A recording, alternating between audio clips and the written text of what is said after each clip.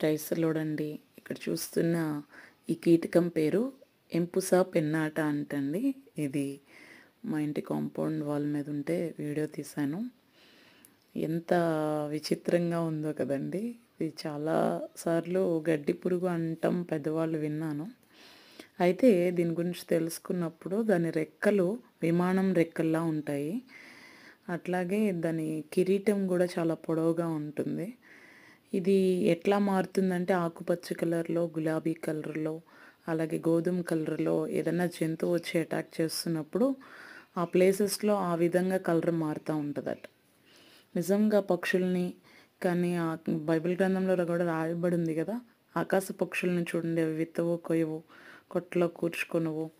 వాటిని పోషించిన దేవుడిని మిమ్మల్ని పోషించలేనా అని దేవుడు అడుగుతాడు. నిజంగా మనకే ఇటువంటి ఆలోచనలు వస్తూ ఉంటాయి.